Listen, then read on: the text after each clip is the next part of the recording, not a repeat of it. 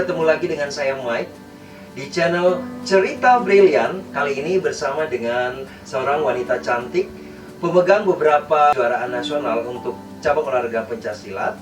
Dan dia merupakan calon polisi wanita yang nantinya akan mengikuti pendidikan sepolwan di tahun 2022. Nah, untuk memberikan insight kepada Brilianes yang ingin nantinya seperti wanita ini, kita akan banyak berbincang dan mengulik dan seputar kehidupan dia dan juga persiapan dia sehingga menjadi seorang calon polwan yang nantinya akan mengikuti pendidikan. Nah, tanpa berlama-lama lagi, langsung saja saya mau sedikit mengulik-ngulik ya, berbincang dengan adik ini. Oke, silakan mungkin bisa diperkenalkan namanya ke Brilianes, walaupun saya sudah tahu. Oke, silakan.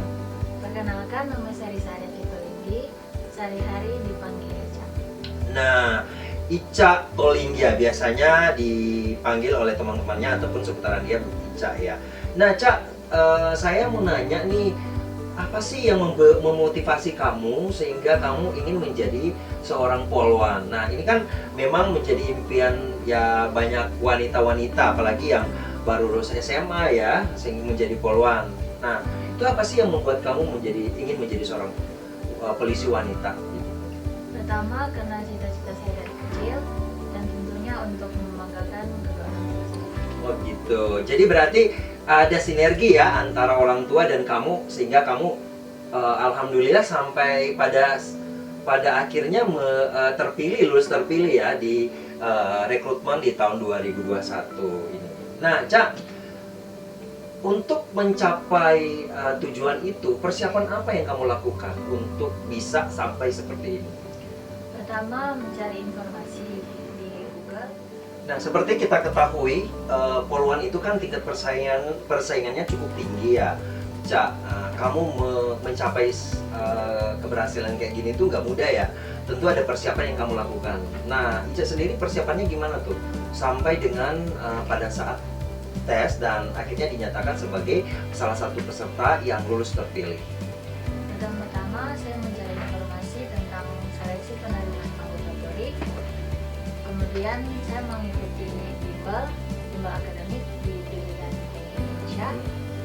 Kemudian juga mengikuti bimbel psikologi, terus bisik sama teman-teman. Oke, jadi memang butuh persiapan yang matang juga ya, Ica ya. Nah, Ica ini adalah salah satu peserta yang mempunyai nilai fisiko paling tinggi ya. Nilai fisikonya tuh 75. Nah, kita tahu bahwa yang fisiko 75 itu kan adalah cukup tinggi ya ukuran peserta. Karena biasanya rata-rata nilai fisikonya wanita itu cukup tinggi ya. Karena kan persaingan juga cukup tinggi. Nah, apa yang kamu persiapkan untuk bisa mencapai nilai fisiko tinggi tersebut? Ya, tentunya dengan belajar itu setiap hari, kadang pagi sama Kita malam. tahu Ica mendapatkan nilai 75 ya. Jadi persiapan apa yang dilakukan untuk bisa mencapai nilai 75 itu sehingga Ica bisa rankingnya cukup bagus ya, sehingga bisa lulus sebagai peserta terpilih pada seleksi tahun ini. Menggunakan aplikasi GoJet, karena dalam tes ini kita menggunakan sistem CAT. Jadi saya sering-sering tryout di GoJet. Oh gitu. Jadi memang butuh setelah bimbel itu Ica mengulang lagi ya. Karena memang belajar itu kan proses. Kalau kita dapatkan di bimbel, otomatis kalau kita tidak lakukan kadang bisa paham, tapi untuk melatih itu kan harus terbiasa ya. Karena kan tesnya itu cukup banyak gitu. Jadi otomatis harus dilatih mentalnya terutama. Nah, untuk Binsik sendiri, Cak, apakah menggunakan pelatih atau gimana? Enggak. Oh tidak. Oh iya, saya baru ingat. Ica ini adalah saya nggak tahu, mungkin mantan atau lagi atlet gitu. Mantan. Oh, sudah mantan. Jadi sudah mengikhlaskan diri, bukan mengikhlaskan apa ya? Sudah mengambil sikap untuk tidak lagi bergelut di dunia tanding olahraga ya, terutama di pencaksilat. Nah, Ica ini adalah salah satu atlet pencaksilat Sulawesi Utara dan juga berprestasi secara nasional, terutama dia pernah mengikuti beberapa kejuaraan tingkat nasional, dan dia ini adalah dari sekolah atlet khusus atlet di pencaksilat. Nah, kita flashback ya, Ica dulu waktu SMP atau SMA Ica menjadi atlet? SMA. Oh, SMA. Nah, kira-kira kejuaraan apa yang sudah Ica dapatkan yang besar gitu ya, yang membuat Ica itu cukup bangga dengan hasil itu? Yang pertama itu kejuaraan wilayah Indonesia Timur di Papua, Provinsi Papua, itu mendapatkan emas. Itu tingkat menuju ke kelas Semarang. Semarang mendapatkan perunggu. Oh gitu. Wah, lumayan banget ya untuk mendapatkan perunggu tersebut. Nah, Ica, di Polri sendiri kan ada rekrutan untuk mereka yang berprestasi di olahraga. Nah, Ica sendiri kenapa nggak ikut yang olahraga gitu? Kemarin sempat ikut yang rekrutmen Polri, tapi ciri di rekrutmen awal. Oh, jadi jatuhnya di Rikmin awal, berarti belum ada kesempatan. Lalu Ica tidak patah semangat untuk ikut lagi di tahun berikutnya. Tentu dengan lebih maksimal ya. Oke. Nah, itu salah satu persiapan Ica yang dia kemukakan. Oh, jatuh di Rikmin awal, berarti mungkin Tuhan belum memberikan kesempatan kepada Ica untuk bisa sampai di titik itu ya. Nah, akhirnya Ica ikut lagi di tahun berikutnya, dan alhamdulillah Ica akhirnya lulus terpilih ya. Berarti hokinya atau keberuntungan Ica di tahun ini. Apakah ada persiapan-persiapan lainnya selain itu? Jangan lupa mengikuti tryout online di jagojian.com. Oh, ini ternyata Ica ini adalah langganan jagojian.com untuk tryout online-nya.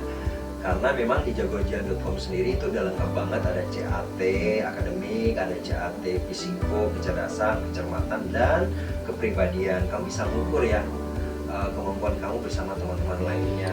Nah, Ca, berhubung dengan penilaian ini, Ca, kan tentu dalam seleksi itu ada parameter-parameter khusus untuk menilai chassis ini bisa lebih unggul dengan yang lain. Nah, kalau untuk kepolisian sendiri, mungkin bagi Brialinas yang ingin tahu dan belum punya informasi, presentasinya bagaimana sih untuk bisa mencapai nilai yang atau parameter yang diinginkan oleh Polri sendiri? Untuk penilaiannya, akademik itu 40%, fisiko 35%, sama jasmani 25%. Oke. Jadi ingat ya, teman-teman semuanya Brillianters, kalau akademiknya 40%, kemudian fisikonya 25%, 35 ya, 35, dan jasmaninya 25%. Nah, Ca, untuk mendapatkan nilai itu ya, terutama untuk akademik sendiri, itu apalagi nih tes-tesnya tuh? Kalau akademik sendiri itu dibagi 4. Yang pertama pengetahuan umum, wawasan kebangsaan, matematika, sama bahasa Inggris. Persentase penilaian sendiri bagaimana, Ca? Kalau pengetahuan umum itu presentasinya 30%. Kalau wawasan kebangsaan 25%, matematika 25%, sama bahasa Inggris 30%. Jadi memang kita sudah ada ukurannya ya, Ca ya. Jadi ketika misalnya kita jatuh di pengetahuan umum, kita sudah masih ada punya kesempatan untuk bisa menaikkan di submateri subtes yang lainnya ya, berarti ya. Nah, ya model soalnya gimana sih kalau untuk wawasan kebangsaan? Apakah teori atau lebih ke analisis? Kalau tahun ini untuk pengetahuan umum, soalnya itu sangat random.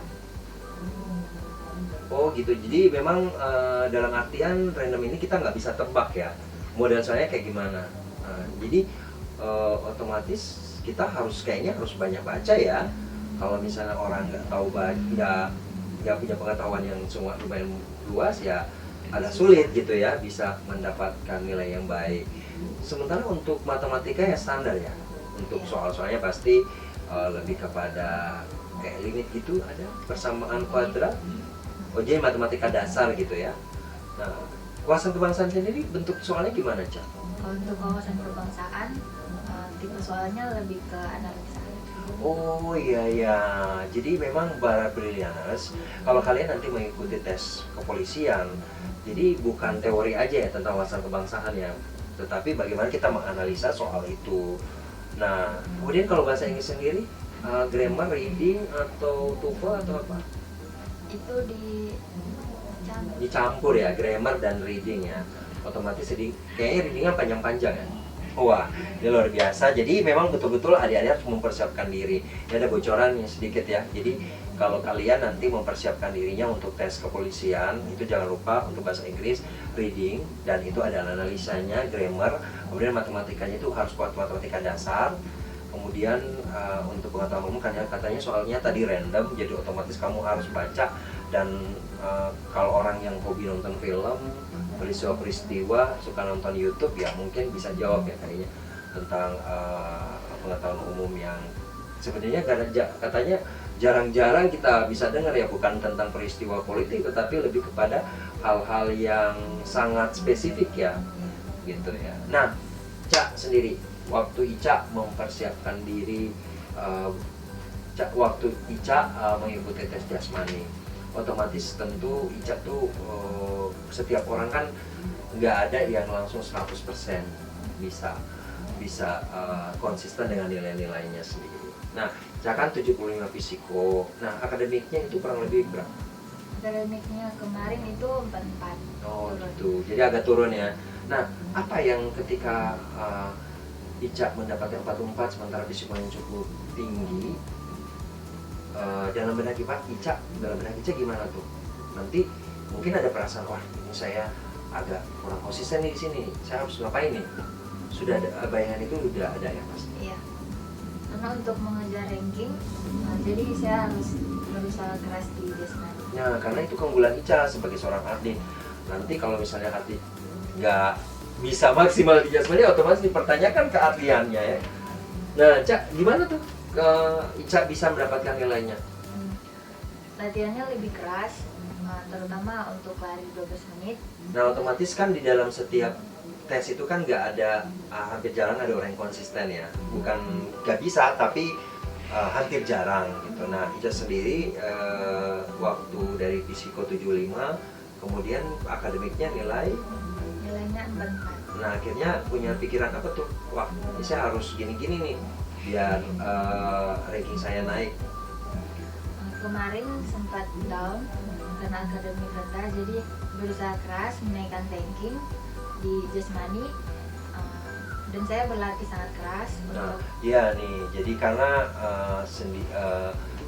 jasmani sendiri adalah makanan Ica nih ya, otomatis ya nggak mungkin lah Ica itu bisa kalah di situ ya. Jadi otomatis Ica harus betul-betul mengambil kesempatan ya Ica agar rankingnya naik. Lalu Ica bisa mendapatkan nilai bagaimana di tesnya kemarin tuh?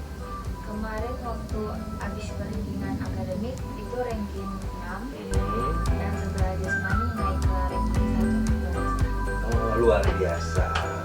Nah, dari situ adik-adik sekalian, para Brillianters yang ingin mengikuti jejak Ica dan teman-teman lain di Polri, bahwa ketika kamu akan jatuh, ketika kamu jatuh itu down, itu jangan langsung lama-lama ya, harus cepat move on. Ica mendapatkan nilai itu tentu otomatis Ica mempersiapkan diri ya lebih maksimal.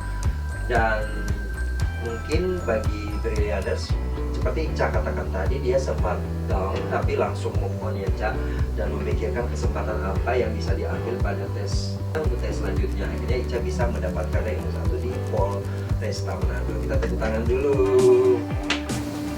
Brillianters, untuk menjadi seorang pemenang, kamu tidak hanya berbekal niat saja, tetapi usaha yang keras, pantang menyerah, mindset positif, dan sering-sering berlatih, serta meminta restu dari orang-orang yang berperan terhadapmu, terutama orang tua, itu menjadi sangat penting. Dengan kata lain, bahwa jika kemauan kamu ada, usaha pasti bisa kamu lakukan dengan lebih maksimal. Demikianlah perbincangan saya dengan Risa Tolinggi. Nanti kita akan jumpa lagi dalam sesi cerita brilian berikutnya di kesempatan lain lagi.